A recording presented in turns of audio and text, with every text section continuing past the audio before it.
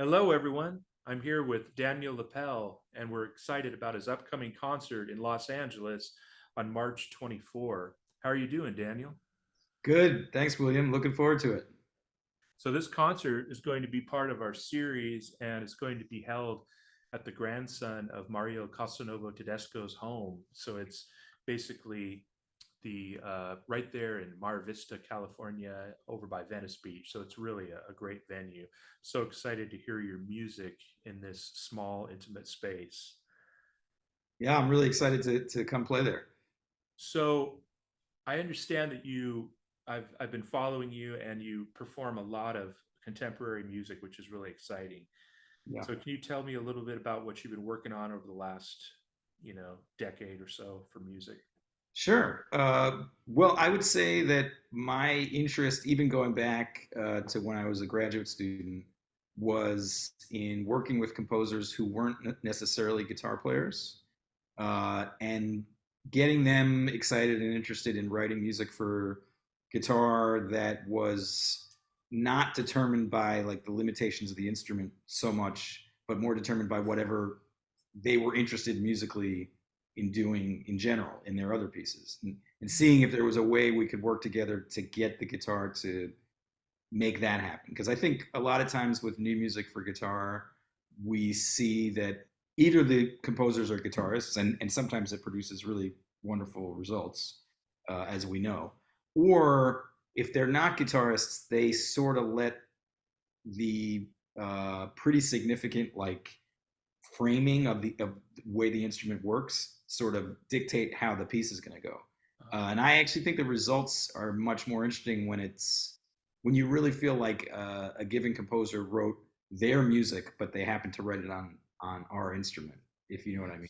Yes, I like that. And Yeah. but sometimes that means a decent amount of back and forth and a conversation and a dialogue and editing of the piece to make it so, oh well, if we take this note up the octave we can play this voicing, or if we don't double here, or if instead of trying to do this as a block chord we arpeggiate it.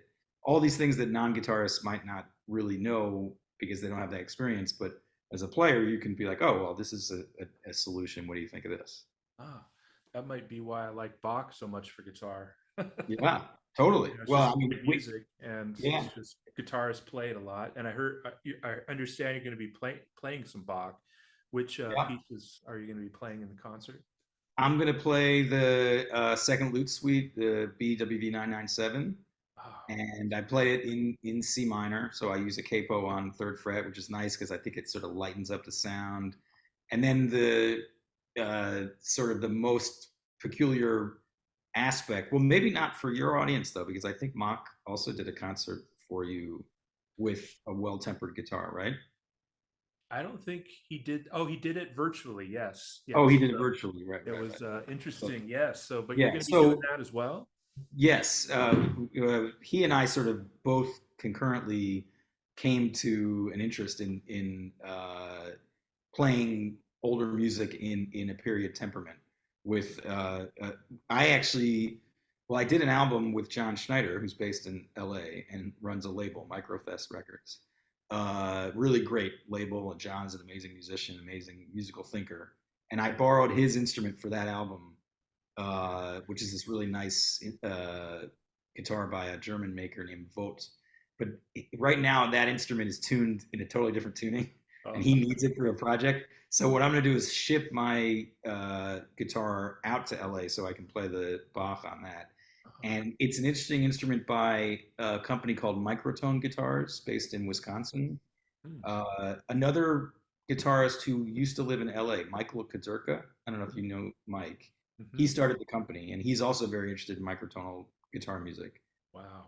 And the way these guitars work is you actually uh, take the fretboard sort of is affixed with magnets, and you sort of just take the fretboard off and put a new one on, and Wow. the fretting system can be different. Huh. So I'll be I'm only going to play the Bach on that guitar because I prefer to play the other rep on my Robert Ruck guitar. Uh, but I'll have that with me, and people will be able to see these sort of wavy frets. And if you see that, I promise you're not getting dizzy or hallucinating or anything. It's it's the way that the frets are designed to be able to match that temperament. Yeah. I'm sure this temperament system is pretty complex, but are there certain chords or intervals that, in particular, that this might help a little bit, or is it just kind of throughout the whole piece? Yeah, well, that's no, it's a great question. I mean, the whole idea of well temperament in Bach's era was to well, prior to that, there was something called mean tone tunings. Like a lot of Renaissance was in mean tone tunings. There were certain keys you really just couldn't even play in because they would be so out of tune. Hmm. But in order, those made it so that the most common keys, C and G and D and A, were really in tune. Okay. The evolution of temperament is a slow, gradual evolution of that compromise. Hmm. So from mean tone to well temperament was the evolution from certain keys not being sort of able to be played at all to well tempered. The well tempered era is every key is possible to play, but some of them are going to be a little bit quote unquote spicier than others. Okay. So, for instance, in most well temperaments, if you base the tuning around C major, if you played an F sharp major chord, the third in that F sharp major chord is going to be wider than a pure just intonation third. Oh. And so this gets into mathy stuff and sort of complex tuning theory. But in the in the case of the piece I'm going to play, because we're playing it in C minor, I've got the capo on the third fret. It does actually get into some pretty cool interval territory because we end up getting E flat chords, A flat chords. These are all chords that are on sort of on the other side of the circle of fifths from C and G.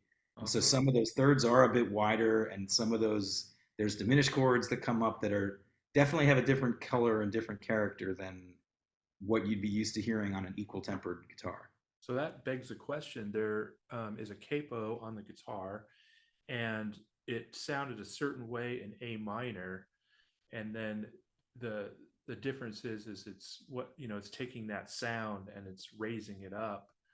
Right. So I'm just interested, like, how are those interval issues? I mean, when you just take something that's working in A minor on a guitar, that you're used to, and then you change it to Mhm. like C minor, Yeah. um, that still creates a problem with intervals, and so this tempered tuning kind of helps with that a little bit. Well, I don't know. It's hard to say whether or not it sort of helps versus just gives it a more unique flavor. I think the idea is that the tempered tuning makes it so that playing it in A minor and C minor is no longer only a difference of pitch. It's actually now a difference of tuning, if that makes sense. Hmm. Because some of the intervals are going to actually be either wider or narrower in C minor because of the way that the temperament works.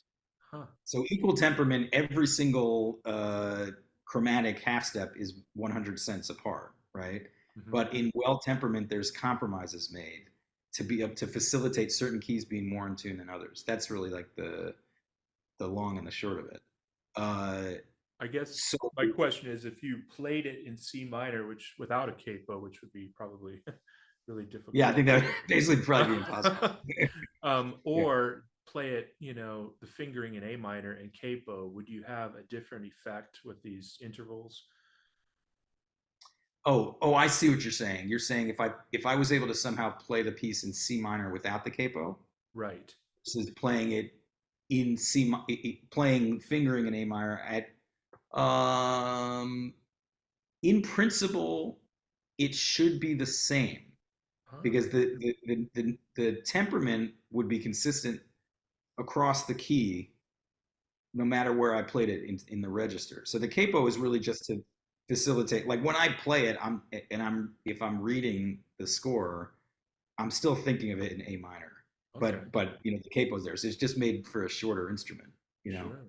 Wow, that's And very it has this sort of lute-like sound, and that's the original key. The original key of the piece was in C that's minor. great. Yeah, I'm Yeah. familiar with that suite. So to hear it in that original key with this, so that's one portion of the concert. So tell us about, you're going to be playing a lot of contemporary music, which is what you're known for. So really Yeah. excited about that. What are we going to hear outside of the Bach? So one of the centerpieces is a premiere by a New York-based Sri Lankan-born composer, Nirmali Fenn. It's called Seeing Sharp.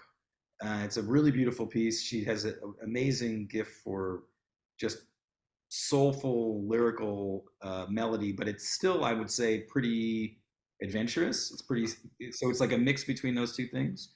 Um, when she started the piece, she sent me an audio clip of Ravi Shankar playing a certain raga that she was inspired by, the Indian sitarist, Yes. right? Um, Wow. and the piece has an alternate tuning. The low string is down to C sharp, and the third string is to F sharp. Um, so we get some different sort of harmonic content. Uh, it's a very beautiful piece. It's like by and large, it's sort of meditative, but then it has moments that are almost sort of what's the right word? I guess sort of whip up into a bit of a frenzy, like a whirling dervish, cathartic type of thing. Oh, wow. Yeah. That sounds great. And then I saw on the program there's going to be one of your own compositions. Can you tell us a little bit about that? Yeah, yeah. So I co-wrote a suite with a composer colleague of mine, Oriana Webb, about, I guess, about 13 years ago now. It seems like yesterday, but and it was called Mirrored Spaces, and basically it's a 5 movement suite that each one of us wrote two of the movement, or we would write one movement and the other one would respond. So that's the mirrored part of Mirrored Spaces. Okay. And my contribution to I responded to her movements with two movements that use a microtonal tuning, so like a quarter tone tuning. Wow. So, for instance, the high string, instead of being E, it was D 3/4 sharp, so like 1/4 tone down, and the G string went down to F 3/4 sharp. So Huh. what that means is, and I'll show this in the concert probably, you can do a pretty cool quarter tone scale just sort of by going cross string fingerings down the neck. Okay. Uh, and it creates some really cool shadings of melodies and different types of colors when you can sort of do cross string fingerings across these quarter tone tuned strings. Wow. So that's my plan, is to play one of those movements that I sort of wrote as a response to Oriana's material. Huh. Is there Yeah. some subject matter behind that piece that we should know about, or just leave it to our imagination? Oh, that's an interesting question. I think it was mostly sort of just abstract music. There wasn't Okay. much of a subject matter. Yeah. Okay. Yeah. And so, where are you based out of right now? I live in New York City, Oh, in Manhattan, and I've been here in one borough or another for the last 24 years. oh, Yeah. excellent. And I understand you're doing a lot of touring. I see you going a lot of places. Yeah. Yeah. Uh, it's a mix for me between solo performances. I also do quite a lot of chamber music with various different ensembles. So, any given week, what's on my stand might look pretty different. But yeah. I understand you've premiered a lot of works. Do you know about how many works you've premiered? Like, I think the first time it's ever been performed.